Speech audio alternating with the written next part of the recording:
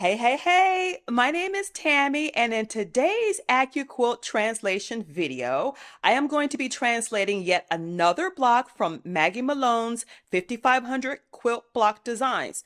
Want to see what block I'm choosing today? Stay tuned! In today's tutorial, I am going to be translating block 221, which is the Mystery Flower Garden. I really like this block because of the color placement. So let me show you what colors I've selected for this block.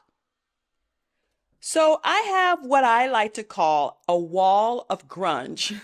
I have several different colors of the Moda Grunge fabric line, and I pre-cut them into strips. And so they're just kind of hanging on the rack. And then as I'm walking around the house, I just get inspired by colors. So my recent inspiration was this color selection. It's a blue, it's a green, it's a pink, and I'll be using a white. Stay tuned and I'll show you which AccuQuilt dies I'll be using from my 6-inch Go Cube Mix and Match set to complete the block. I'll be using 3 dies for this block. The first die is die number 1, which is a square. The second die is die number 3, and it is the half square triangle die.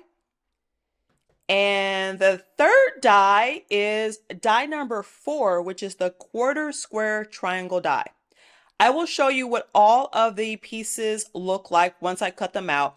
And I think the challenge for me in this block is making sure that I rotate the quarter square triangle units correctly so that it looks nice. So stay tuned so you can see how well I'm able to do that. As I'm cutting out what I thought was going to be the final color arrangement for this block, I looked at the colors and I said, you know what? I'm not too sure about this. So here I go again.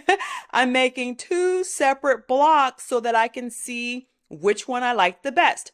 So on the left-hand side here, we have one of the square number or shape number 1, which is the square.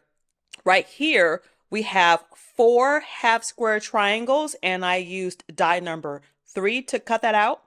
And here we have 8 blue quarter square triangles, and I used die number 4. I have another 8 white quarter square triangles. I have 4 greens and 4 pinks, and all of these were cut out with die number 4. Same number on this side, on the right side. The difference is that for those quarter square triangle blocks or units, I'm using 8 greens, and then over here I'll be using 8 blues, and then down here will be the mix of the blue and the pink and the green. So stay tuned and I will show you what all of these elements look like once I get them into their respective units. Okay, my quilty friend, I almost did it. I almost mixed it up, but I didn't. I have sewn together the elements of this block. So here we have the quarter square pieces that were sewn together to make this unit.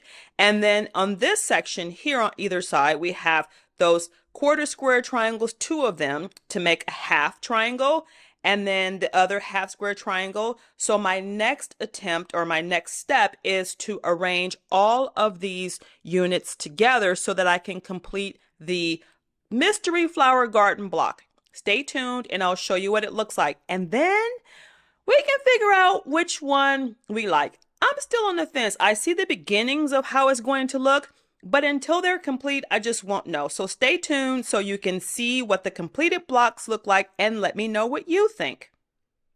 Hey, my quilty friend. The Mystery Flower Garden blocks are completed. I like that it's called the Mystery Flower Garden block, and I have green elements in there. I have a little pink to sort of indicate a flower, but I'm torn on how much I like the quarter square triangle that has the blue versus the green. Because it's called the Mystery Flower Garden, I'm leaning more towards the green. But I don't know. What do you think? Let me know down in the comments and let me show you what it looks like closer up. So here is that one that has the blue as the sort of quarter square triangle accent piece. And then here is the one that has the green for the quarter square triangles as the accent piece. And here we are again with a side-by-side comparison.